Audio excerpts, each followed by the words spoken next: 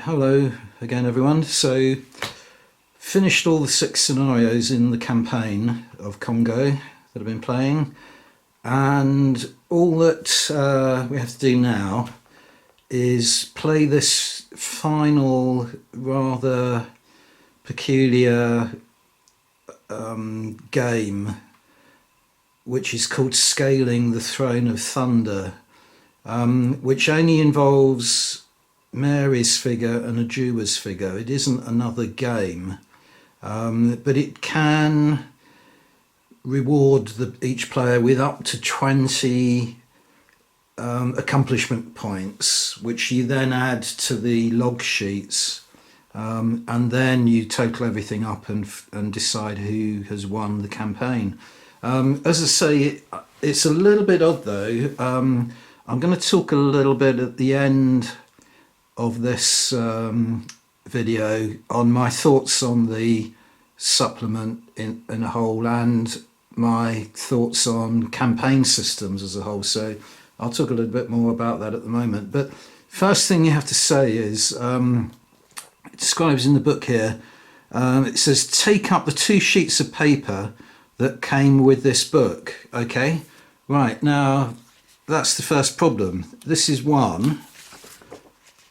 This is Mary's chart, and basically she has 9 days in which to accomplish sort of 20 spaces. But the Ajuwa's one is on the opposite side. Ajuwa's is called the Ritual of Awakening. So what you're meant to do is alternate play. So Mary goes on the day during the day of the first day, and then Ajuwa's turn comes during the night of the first day. So you alternate day and night, but you can't do that with this arrangement. You have to kind of move Mary and then make a note of what square she's on, turn over, play Ajuwa's. It's just not satisfactory really. So what I've come up with is an alternative to that. I'll show you that now. Okay, so I just put some pieces of terrain together to kind of represent the top of Mount Cameroon, Mungo Lobe. And this game, or this sort of end phase, is really just a glorified game of Ludo.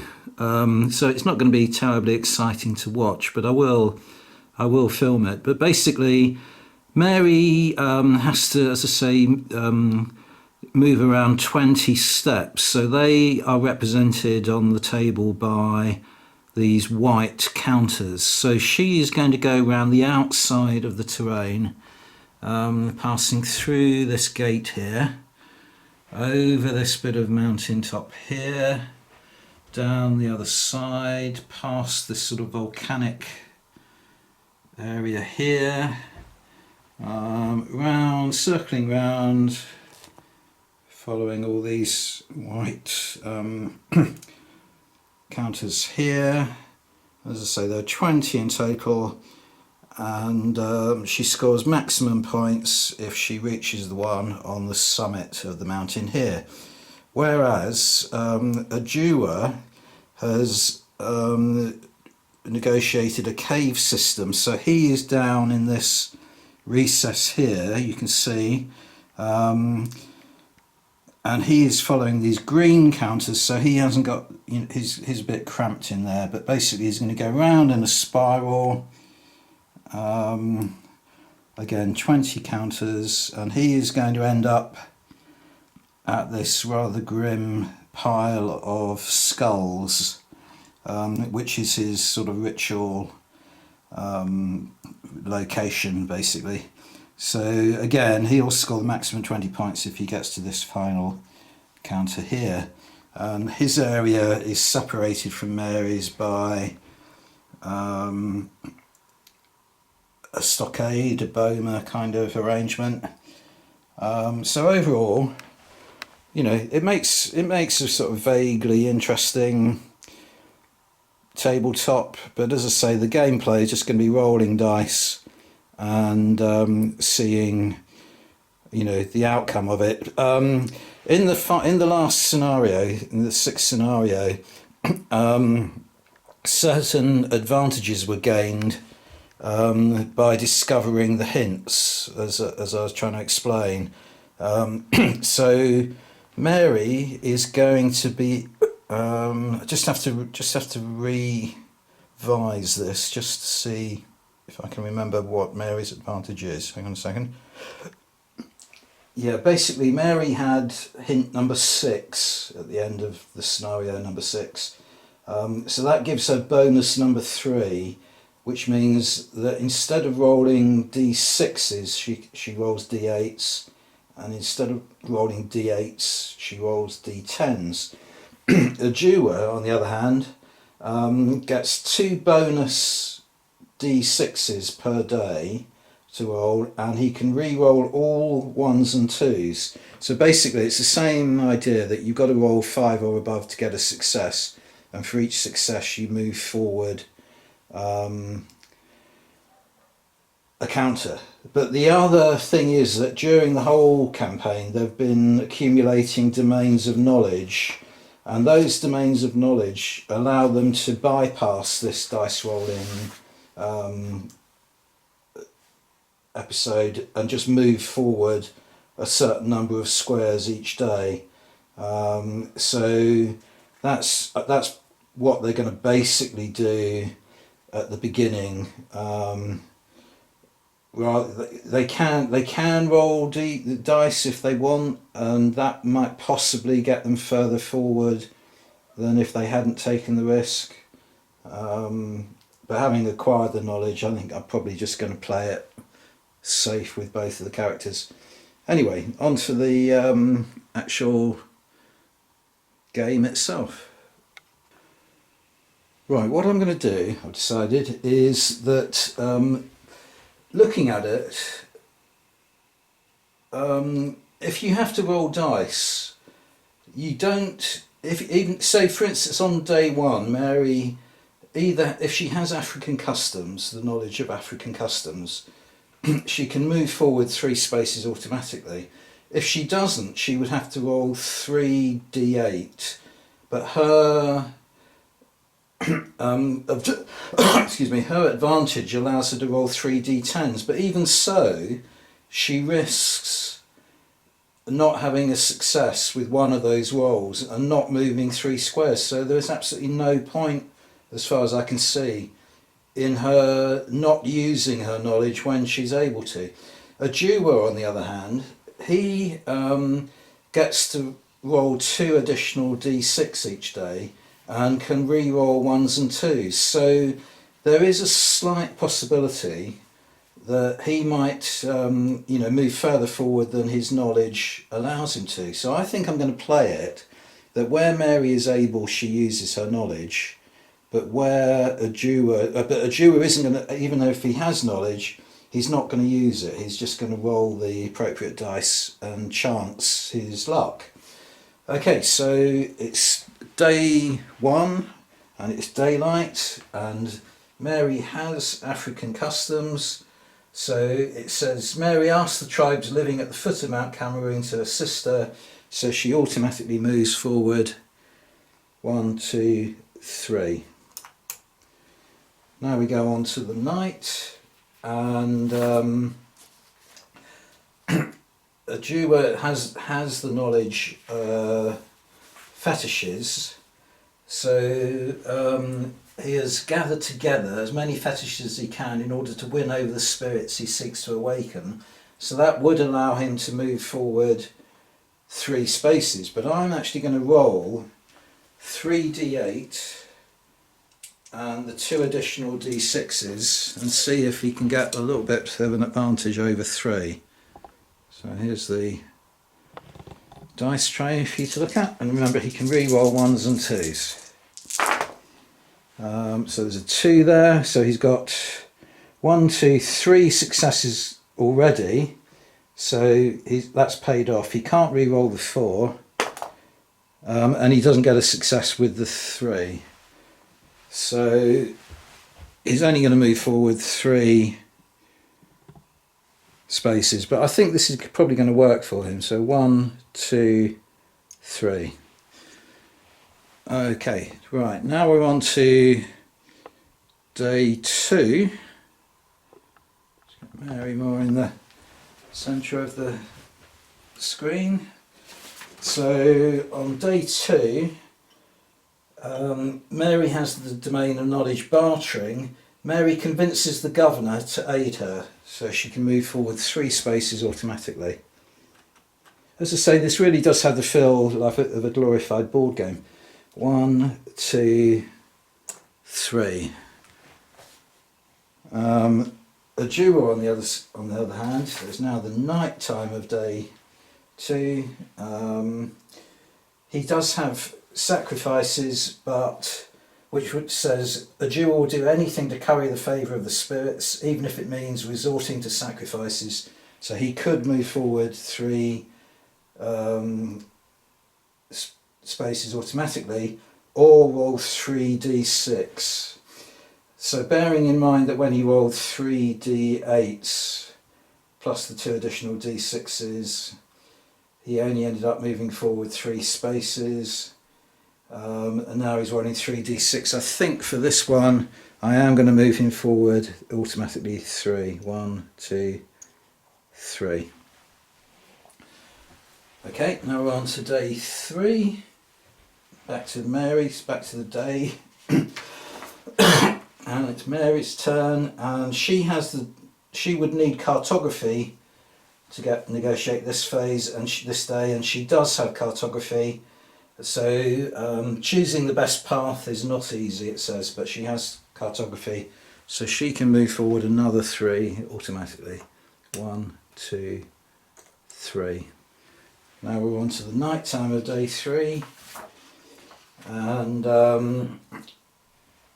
for this one, the Jew would need the ritual dance.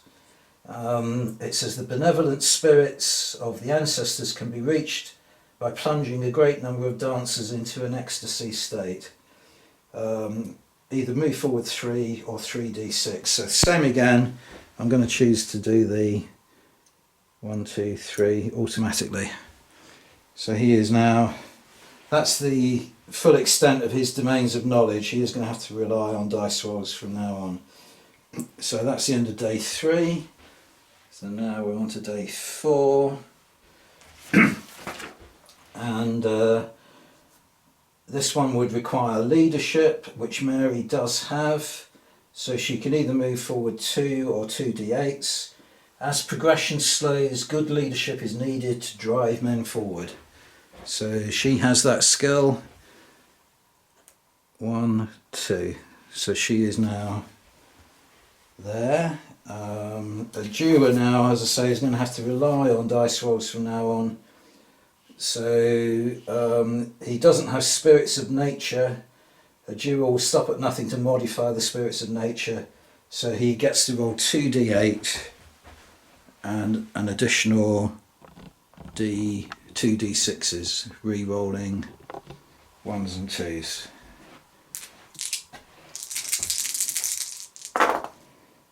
Right, so there's a 1 there that he can re-roll. He's got 2 successes there, a failure there. So he might get, yes he does, he can move forward 3, which means he's now got an advantage over Mary. 1, 2, 3. Sorry, I did that off camera, but he is now just there. Right, day 5, and Mary's domains of knowledge have now expired. She no longer has any more, so she would have required pathfinding. The dense vegetation is misleading and it's easy to get lost. Be careful not to stray. So she is now down to 2d6s, and She doesn't get any re-rolls or any advantages. All that on the tray. Yep, she gets 2 successes. So you can see her on the camera there, so I'm just going to move her forward 2. Night time of day 5. A duer would have needed spirits of the dead. No ally can be neglected in this titanic struggle, but he doesn't have it, so he's going to have to roll 2d6s, and he does get an additional 2d6s, and he can re-roll any 1s and 2s. So he has 1 success so far. You can re-roll those 2, not the 3. And 2. So again, he's got what he would have been enabled to do had he had the knowledge. So 1, 2. You can just about see him there. Okay, so pretty straightforward this really, as I say, it's just like a board game. Day 6, back to Mary during the daylight. She would have required African myths, which she doesn't have. And that reads, the expedition bearers employ the clemency of the gods of the mountain. Joining in will make the ritual more effective. Okay, but she doesn't have that, so she's got to roll 2d6s.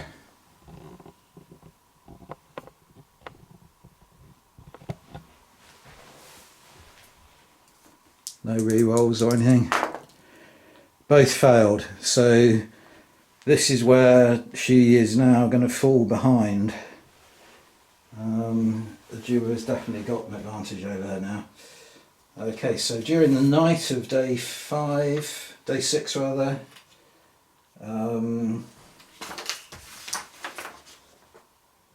day 6. A duo would have required offerings to the spirits. The spirits smile upon those who appease them with appropriate offerings, but he doesn't have it. So again, he has to roll 2d6. So 2d6, he gets an additional 2d6, and he can re-roll 1s and 2s. So there is a 2 there that he can re-roll. He's got 2 successes so far, and doesn't get another success. So again, he's just sort of on track. He's got that 1 counter advantage at the moment. 1, 2. Okay, day 7.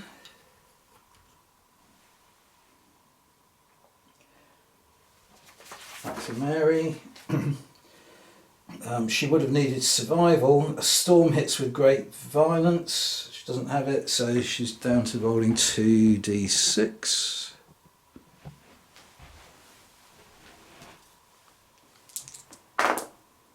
She's got 1 success that time. So we can move her forward 1. Over to a duo, and he would have needed ensorcellement, which I think is, they haven't translated the French, so I think that's just sorcery. The more men he ensorcels, the more souls enter into communication with the spirits, bringing them ever closer. 2d6. So 2d6 plus his 2 bonus d6 and re-rolls. So he's got 1 so far. 3 and a 4 that he can't re-roll, but the 2 he can. He fails, so this time he only gets to move forward 1. Yeah, you can see him on camera there. So he's only got 3 squares to go before he's got to square 20, in which case Mary has 1 more turn and then the game ends. Right, so day 8. Back to Mary. Weather-wise, she would have needed. Being able to anticipate a break in the weather will make the climb much less of a hardship. 2d6.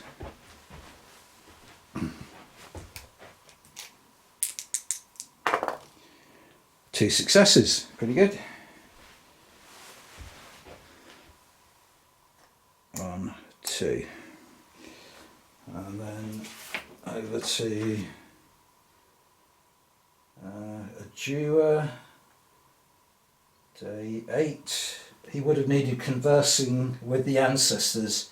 Maintaining a connection with the ancestors ensures that they will intercede with the spirits on the doer's behalf. 2d6. So again, you can roll 4d6, re-rolling 1s and 2s. He's got 2 2s there, 1 success, so he can re-roll 2 dice. No successes, so he just gets to move forward 1 this turn.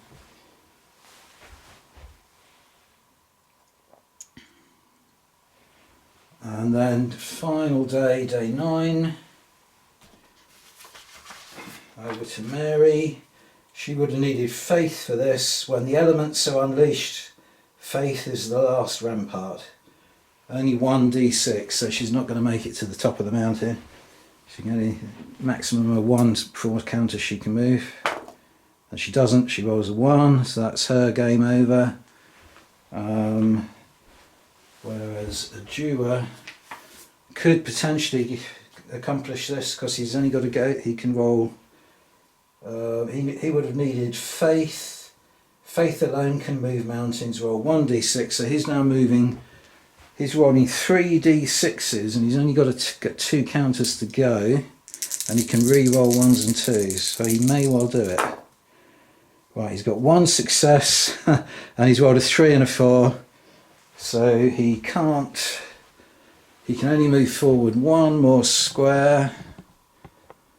Let's zoom in a little bit, show you. 1 more counter, so he falls short by 1. So for that he would get 12 accomplishment points, whereas Mary is on 20, 19, 18, 17, 16.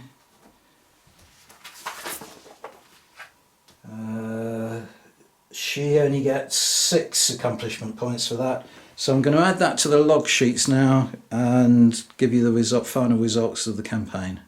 Right, well, the numbers are in and they add up to a victory for Ajua.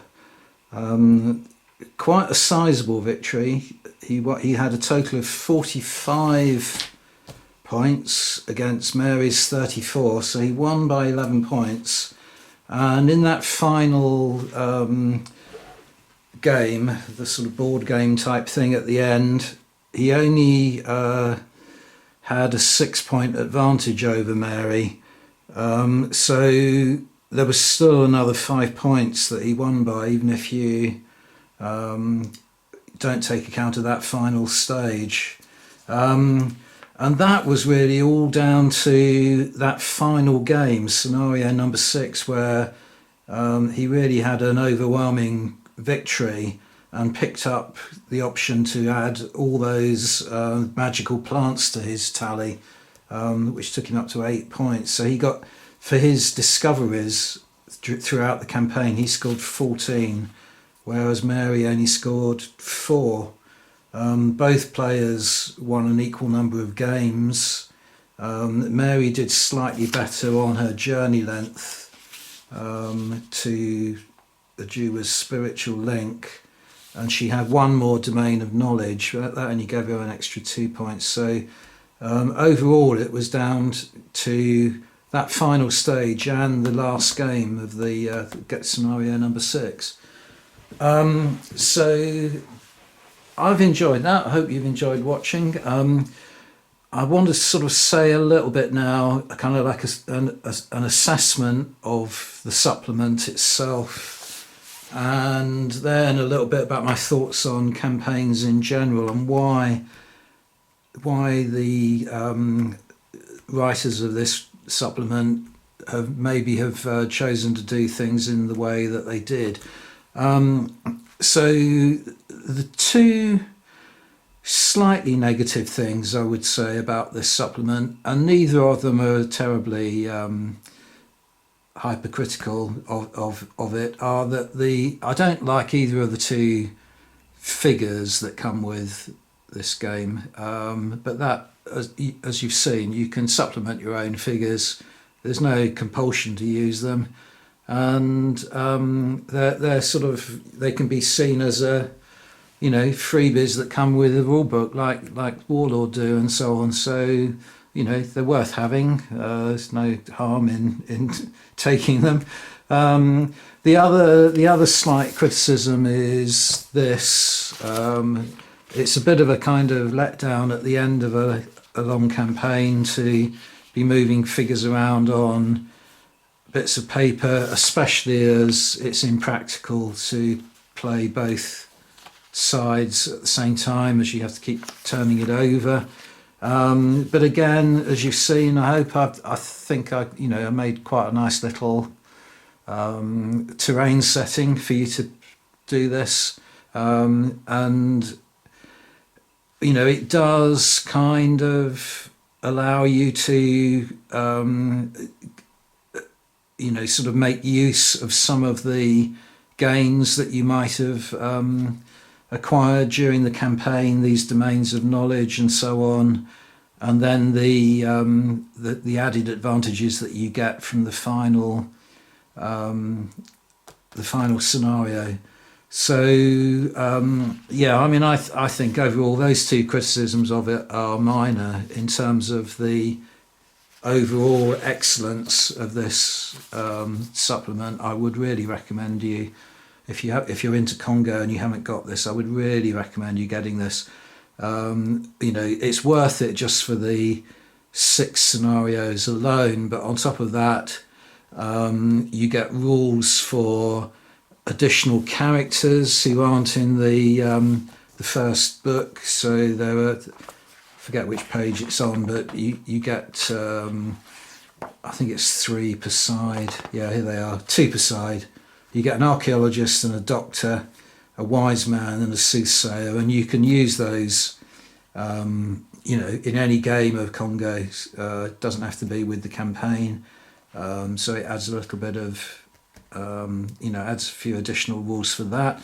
The wild animals, I think, are really fun. So the additional rules for hippos, elephants, leopards and hyenas to add to the gorilla and the lion.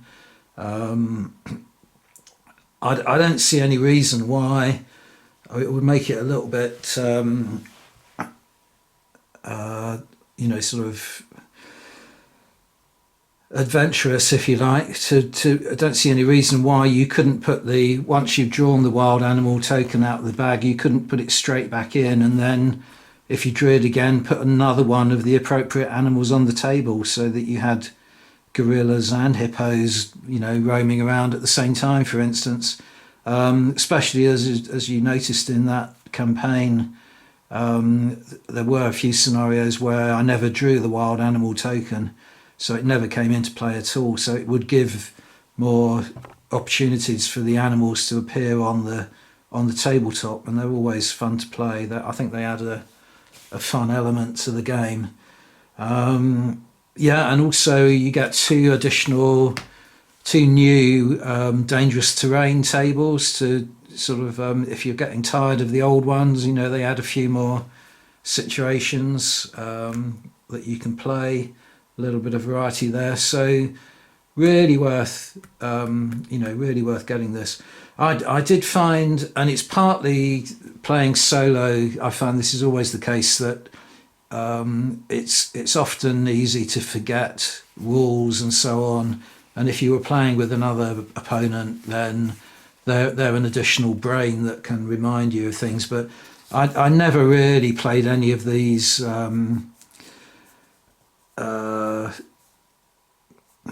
faculties here that you get from accumulating some of these discoveries. So it often didn't occur to me to cancel actions or re-roll things.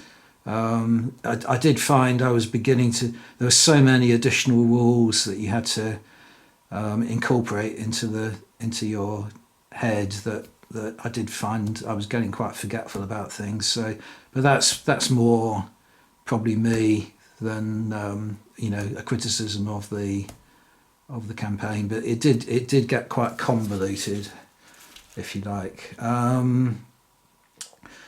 Someone commented on one of my early games in this campaign that they had similar kind of comments to make that I've just made about this, about how it's really worth picking up for the scenarios, but they were a bit dismissive about the travelling, the dice rolling to travel from one scenario to the next, and this final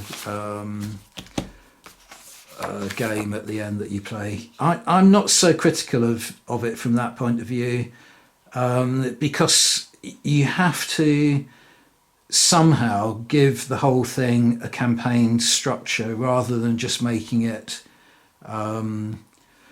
6 games that you're playing in succession and accumulating points. If you don't do that, if you don't change it up, and if you don't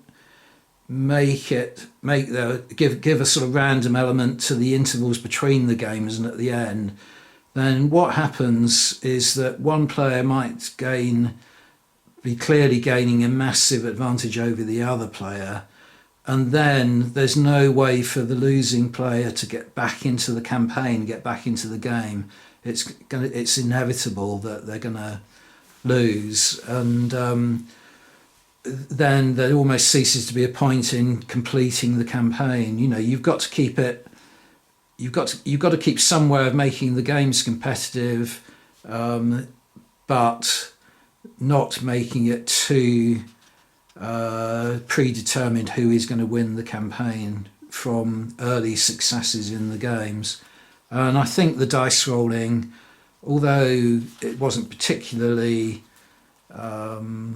elaborate or sort of sophisticated, if you like, it did give you that mechanism, and that's why I wanted to talk a little bit as well about not just this supplement, but about campaigns in general. So I'm just going to change the camera so that you can look at the tabletop again rather than this paper while I do that.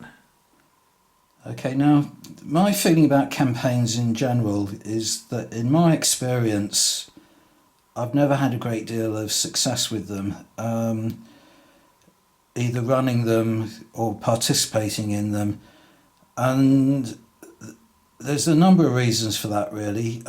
Campaigns can be very kind of different in how they approach campaign systems. So you could have a campaign that's just going on between 2 people, as this would be. That's something that I forgot to say when I was summing up the campaign, actually, that there is a possibility in the supplement to play the other 2 factions, but it's not ideal in that Mary and Ajuwa's characters are really linked to their factions, the White Men Expedition and the Forest Tribes. You can play the Zanzibaris and the African tribes,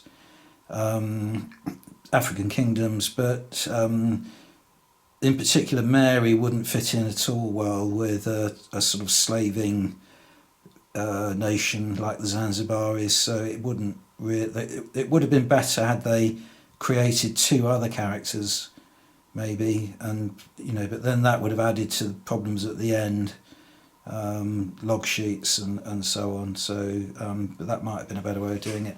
But anyway, you can have campaign systems that it just involve 2 players, as this one does, and they're probably easier in the respect that it's not a problem if one side has difficulty making a particular game. You can always put it off if there are demands of work or family commitments and so on. You don't have to stick to a kind of rigid schedule. You just play it in your own time and enjoy it. So they're probably better. The one difficulty with those, though, often is that how long do they go on for? You know, if there's a goal at the end, like you're trying to dominate a map or something like that, then they can go on an extremely long time, and it does. And one side will lose interest in the end because it will become clear that they don't have any chance of winning the outright game, and they begin to lose a little bit of motivation to actually play. So you have to keep it alive. You have to keep the thing alive for both players. And I think this system, now that I played it from beginning to end, I think this does. But as I say, that's the reason why they have these rather kind of mundane intervals where you're just rolling dice and checking on tables, or this thing at the end, which, as I say, is just like a kind of glorified board game.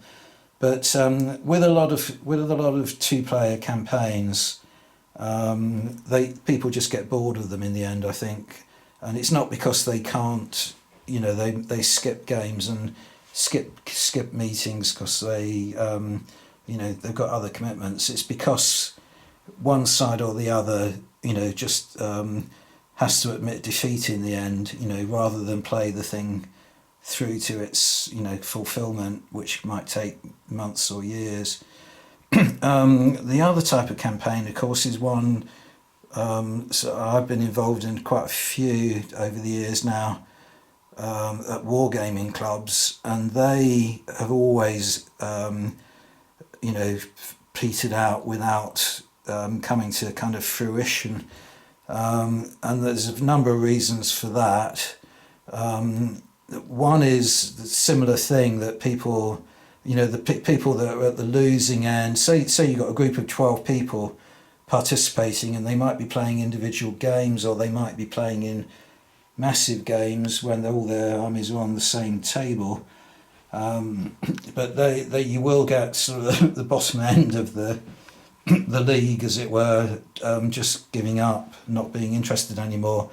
But their participation is required in order for the players who are more on the winning end of the scale, you know, completing the campaign. So they often just fizzle out without coming to a conclusion. Another problem is sort of one of personalities, that when you get a lot of people playing together, you will get personality clashes, and you will get people, especially at clubs. Campaigns are kind of, you know, perfect kind of breeding ground for players who can't get games any other way, really, because people just they're so competitive in their gameplay or something, or they're so cantankerous and unpleasant to play that usually people will avoid them, but you can't exclude them from a campaign. So you'll get sort of matches occurring where one person just doesn't want to play that particular player because they've had, you know, such bad experiences of competing with them in the past. That's another reason why campaigns can fizzle out. So in the past, I have tried playing an AK-47 campaign game at my club, but by that stage there were very few people interested in playing the game any longer, even though it was very popular at one point. So I never really got that off the ground, so I just couldn't get enough people to join in. But that, I thought that would have been really great fun. I devised a sort of map of a sort of fictional area of Africa, and had all these, you know, players could come in at various points on the map and move around. So that never really got off the ground. I took part in an American Civil War campaign at the club once, but after a couple of games that had proved so difficult because of certain people who were participating ruining it for their opponents. Similar situation to what I was trying to explain earlier. So that just fizzled out because people just weren't prepared to, you know, they weren't prepared to go in and face this one particular person who was behaving so outrageously that they just quietly withdrew from the campaign, and it never came to conclusion. What else? I've tried to organise a saga campaign, and again, that that I had that so that people could come and go. They could play as many games as they wanted. It didn't matter at all. But even that, even trying to make it as flexible as I possibly could, so people just did what they wanted. Even that, in the end, there were 4 people left in it at the end, and never got the final game. I was going to play a multiplayer game with the 4 of them, and even that never happened because people just got sort of bored and walked away from it. There was another one as well. Can't remember what it was, but this would work if you did have a group of Congo players. This, I think, would work very well as people a small group of people who were friendly with one another, not ultra competitive, just wanted to have a good time playing a game that they loved. I think this would work quite well. So I'm quite impressed with this campaign system, despite the criticisms that I do have of it. I'm not sure. Playing it solo, I don't think Congo really is a solo game. I'd use the confusion rules to try and make that possible, but I think Congo is a social game really, and it's not one that I don't think I will ever play this campaign again on my own, but maybe in the future sometime I'll get together with someone and play out the 6 scenarios again, because it is fun, and I think it's a worthy addition to Studio Tomahawk's library of rules and so on. So there we go, that's my feelings on this supplement and campaigns in general. I hope you enjoyed the series, and look forward to seeing you in the future. Bye for now. Right, I'm back again already. So just been reviewing the footage, and no doubt most of you will have been screaming at the screens while you were watching this that once I started rolling dice for Mary, I neglected to use her advantage that she had, that she should have been rolling d8s instead of d6s. So it just goes to prove my addled brain, and what I was saying about trying to keep all these sort of various rules and so on in your head, and much easier to do when you're playing a real life opponent. So I'm not going to go back and replay the entire game, but just out of interest, what I've done is I put Mary on the 11th counter, which is where she got from using all her domains of knowledge, so she got there automatically. And I'm going to roll 9 d8s, which is the remaining 9 counters, and just for interest's sake, just show you, if I've been rolling the correct dice, where she might have ended up in the game. Okay, so she can't have any rerolls, so she's got 1, 2, 3, 4 successes there, so that would have got her to 12, 13, 14, 15, so it would have got her, wouldn't have got her as far as she actually did get rolling d6s. So it hasn't changed anything as far as I can see. The outcome would have been pretty much the same. And as I say, there were 11 points different in it anyway. So the 6 points, that she might have gained by getting all the way, wouldn't have won her the campaign. Let's just roll them again just to see if that's that was a freak throw. Oh gosh. So on that one, she's only got 1 success. So there we go. It's just my incompetence. But Apologies for that, and I'll shut up and go away now. Bye.